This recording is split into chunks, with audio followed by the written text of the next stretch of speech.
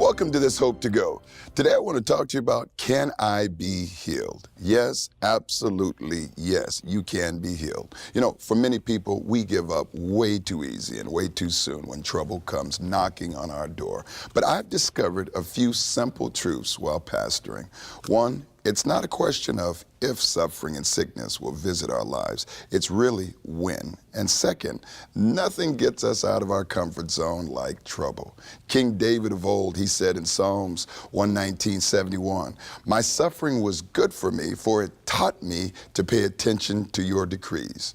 Now, if there were just one spiritual principle that I've relied on for divine healing that I could give to you that has the power to break every chain, it would be worship. Pay worship to God.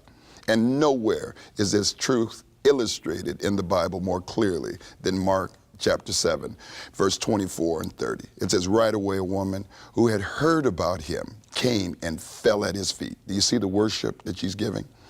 And the Bible says her little girl was possessed by an evil spirit, and she begged Jesus to cast the demon out from her daughter. Now, since she was a Gentile born in Syrophoenicia, Jesus told her, he said, first, I should feed the children, my own family, the Jews. It isn't right to take the food from the children to throw to the little dogs. But this sister was not to be turned back, and she was determined and not denied. Let me give you 4 things that will help you to have healing worship in this take-home truth. Number 1, pray and worship passionately when you're going through your challenge. Mark chapter 7:25 says, right away, a woman who had heard about him came and fell at his feet. She started in worship. The Bible said God is looking for true worshipers, they that will worship him in spirit and in truth. This woman wasn't fake or phony. She went directly into hot worship. Now, when we're discouraged, many times we don't feel like praying or worshiping. And when we do pray and worship foolishly, charging God with being uncaring, aloof, or indifferent, we get to a place where we get it kind of turned. But no matter the circumstances, we need to still run to the throne of grace and pour out our requests before him. Hebrews 4:16, write this down, says, let us therefore come boldly unto the throne of grace, that we may obtain mercy and find grace to help us in our time of need. Remember, when we totally rely on God, we get what God can do. Psalms 27:14 says, wait on the Lord and be of good courage, and he shall strengthen your heart. Wait, I say, on the Lord. Wait on God. And to wait on God is to persistently come before him, listening for his voice and meditating on his word.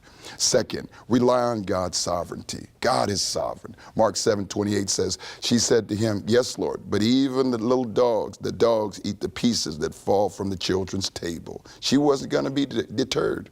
He said to her, because of what you said, because you're worshiping me, the demon's gone out of your daughter.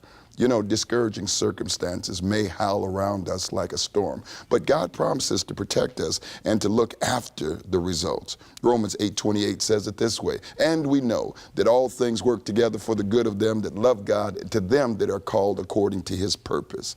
Under the most trying circumstances, in the most difficult trials, learn to look beyond your circumstances and look to God. That's true worship. And 3, recommit yourself to doing God's will. Psalms 37:5 says, commit your way to the Lord, trust also in him, and he shall bring it to pass.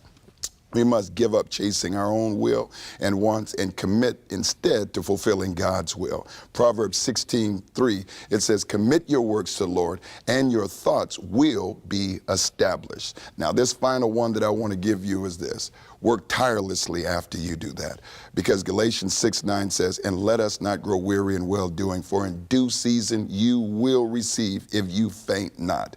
There was something that the ancient Athenians knew in their race. The runners carried a lighted torch. The winners weren't necessarily the fastest, but the ones that were crowned were the ones who arrived with their torches still burning and lit.